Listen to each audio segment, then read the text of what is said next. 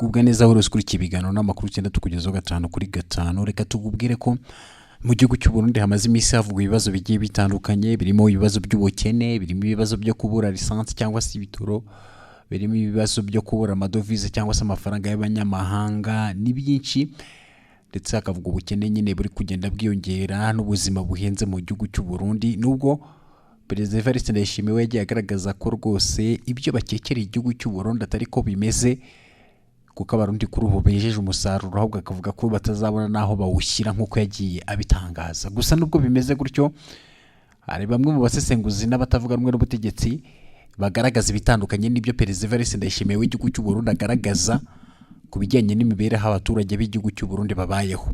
Kuri ubu rero ishyaka ADPR, APDR na APDR rirasaba leta nyine kubwiza abaturage ukuri bakava mu kinyoma. Uti bimeze bite?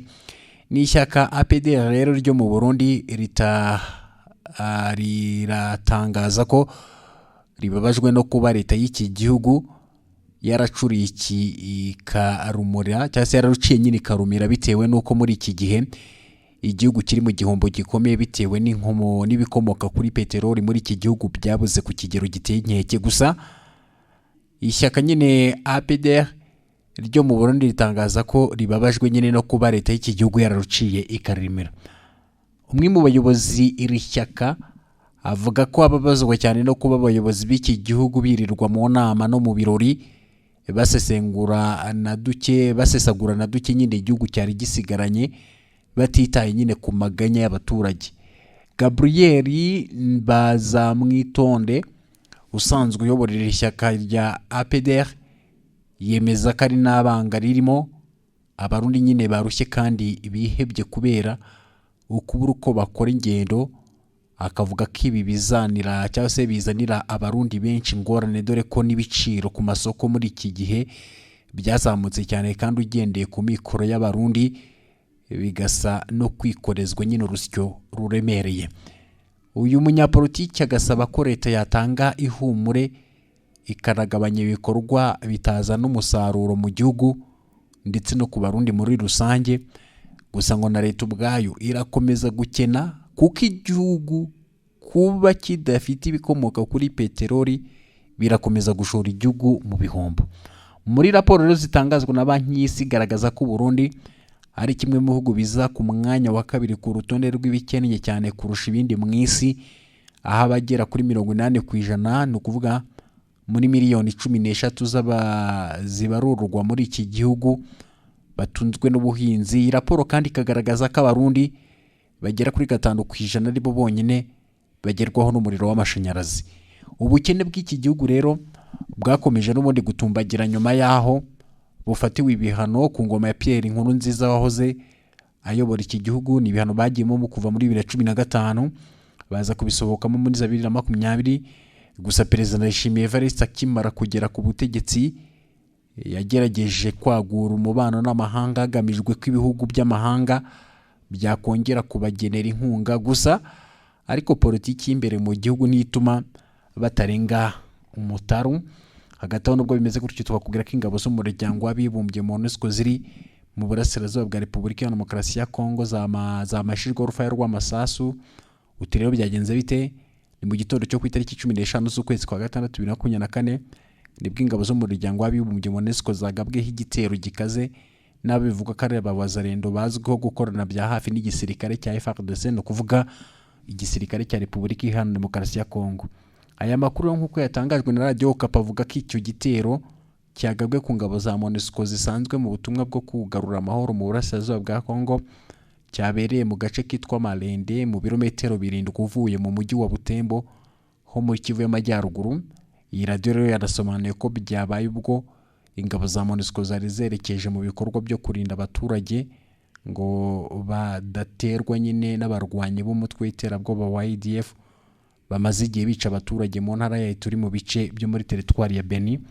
Inkuru igakomeza ivuga ko rero izo ngabo za MONUSCO zaje kugabwaho ibitero cyangwa se igitero na wazarendo, maze nayo irabisubiza cyangwa se irabasubiza. Byanasobanuye ko rero abo bakomeretse ku ruhande rwa MONUSCO ko baje kujyanwa nyine mu kigo cya gisirikare cya Mavivi kiri Beni ngo bavurwe. Uburasirazuba bw'iki gihugu cya Repubulika Iharanira Demokarasi ya Kongo bukomeje n'ubundi kubamo ibisibaniro ry'intambara biturutse ku mitwe yitwaje imbunda irenga 200 hakorera, hakiyongeraho n'abaturage benshi batunze intwaro harimo n'abitwa Wazalendo bazwiho gufatanya n'igisirikare cya leta ya Kinshasa kugira ngo barwanye M23, ariko ahanini nyine bivugwa ko izi mbunda zikoreshwa na Wazalendo mu kwiba no kwica abaturage.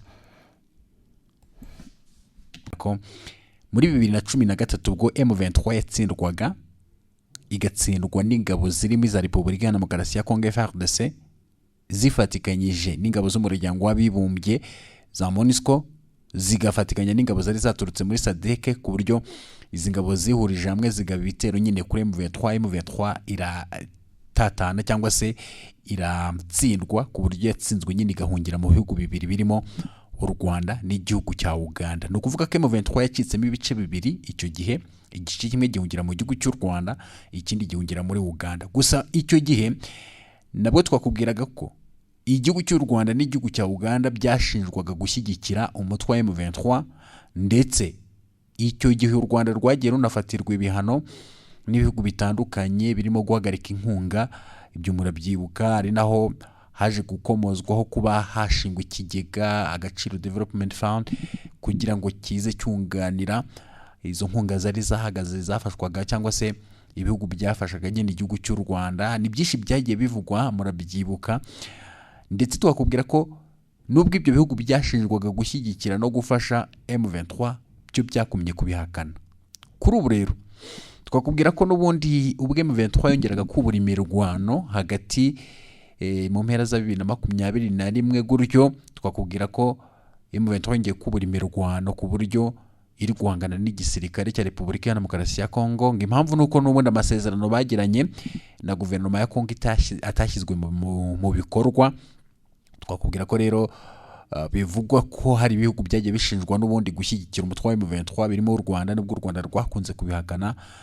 Kuri ubu rero twakubwira ko na Uganda nabwo yigeze gushinjwa, ndetse hari nubwo Uganda yafashe icyemezo cyo kuvana abasirikare muri Repubulika ya Demokarasi ya Kongo kugira ngo batakomeza gushinjwa ko bari gushyigikira umutwe wa M23. Kuri ubu ariko umubano uri hagati y'igihugu cya Repubulika Iharanira Demokarasi ya Kongo n'igihugu cya Uganda ahanini ushingiye ku kurwanya, hari ubufatanye buri hagati nyine y'ibisirikare byombi, no kuvuga igisirikare cya Uganda UPDF ndetse n'igisirikare cya Kongo FARDC, ku buryo ibi biri gufatikanya mu guhiga no gushakisha abarwanyi b'umutwe w'iterabwoba wa ADF. Ni umutwe urwanya ubutegetsi bwa Uganda ariko ukorera mu burasirazuba cyangwa ukorera muri Repubulika ya Demokarasi ya Kongo, ku buryo unakora ibikorwa bibi cyane birimo kwica, gusahura abaturage nyine ba Repubulika Iharanira Demokarasi ya Kongo. Kuri ubu rero twakubwira ko Loni yongeye gushinja cyangwa se yashinje Uganda gukorana na M23. Uti bimeze bite rero? Igisirikare cya Uganda cyashinjwe kuba gikorana n'umutwe wa M23, gusa ariko igisirikare cyo kirabihakana. Ni ukuvuga ko igisirikare cya Uganda cyamaganye impuguke za Loni zagishinjije gukorana na M23.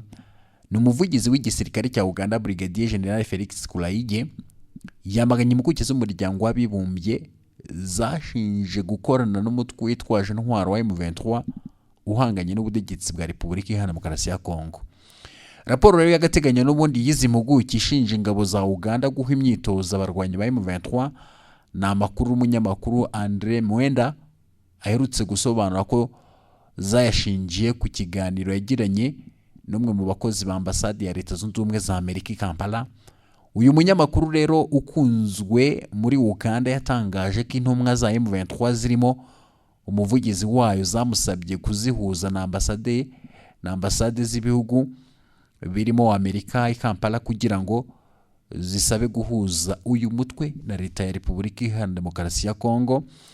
Ngo umukozi rero wa ambasade ya Amerika yabajije Mwenda niba intumwa za M23 zarahuye n'umuyobozi wo muri Uganda, asubiza ko atabizi, nyuma za gutungurwa no kumviza impuguke zaranditse ko umuntu ukomeye muri Uganda ari gushakira M23 ibiganiro. Ati itsinda ryavuze ko navuganye na M23 nyishakira ibiganiro na ambasade zo mu burengerazuba kugira ngo uyu mutwe ukurirweho ibihano. Abayobozi bo muri Minisiteri y'Ububanyi n'Amahanga bampaye dosiye y'ibyo izo mpuguke zavuze. Yanavugaga ko Uganda itoza M23. Byagaragaye neza ko Abanyamerika aribo babibwiye Loni babishingiye ku kiganiro nagiranye n'umukozi wabo.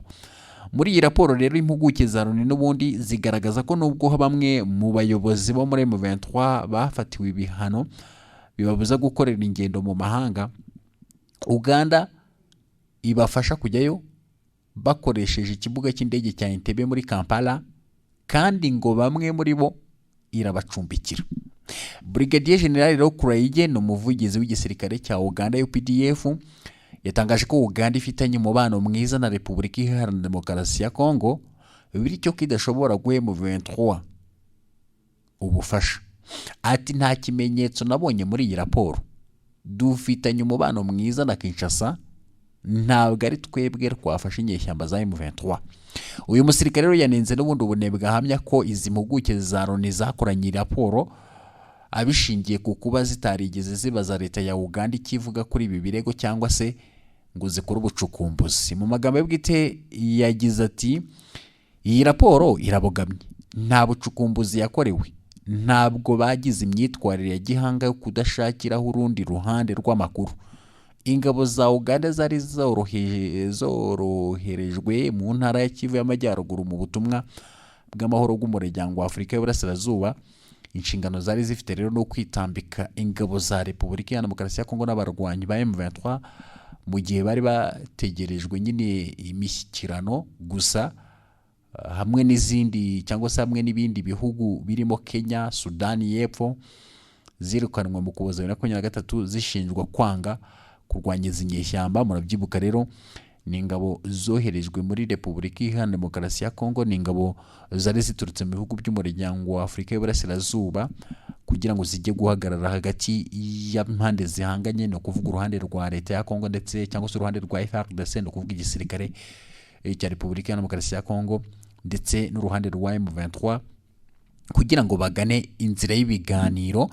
Gusa Tshisekedi yaje kwamagana izi ngabo kubera ko yazishinje gukorana n'umutwe wa M23 ndetse zishinja kukuba zitarabashije guhangana n'igisirikare cya Sultani Makenga cyangwa se ngo barwanye nyine umutwe wa M23, ndetse twanakubwira ko byanatumye nyine zirukanwa cyangwa se zitongererwa manda aho mu burasirazuba bwa Repubulika Iharanira Demokarasi ya Kongo. Mu basirikare rero bari bariyo n'aba Uganda nabo bari bariyo, igihugu cya Uganda nacyo cyo cyohereje nyine abasirikare aho muri Repubulika Iharanira Demokarasi ya Kongo kugira ngo bajye guhagarara hagati y'impande zihanganye, no kuvuga uruhande, no kuvuga nyine uruhande rwa M23 ndetse n'uruhande rw'igisirikare cya Repubulika Iharanira Demokarasi ya Kongo. Izo ngabo rero za EAC zo zavugaga ko nyine zitaje kurwanya umutwe wa M23, ahubwo ko zaje nyine kugira ngo habeho inzira y'ibiganiro hagati ya M23 ndetse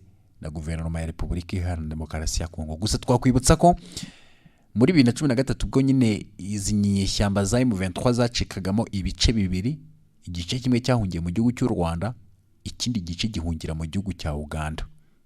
Nyuma rero zongeye kwikusanya ndetse zitangiza ibitero ku gisirikare cyangwa se nanone kuri guverinoma ya Repubulika Iharanira Demokarasi ya Kongo, ngo kubera ko ngo amasezerano bagiranye na guverinoma ya Repubulika Iharanira Demokarasi ya Kongo ntabwo ngo yigeze ashyirwa mu bikorwa, byatumye rero bongera kubura intwaro bakarwana.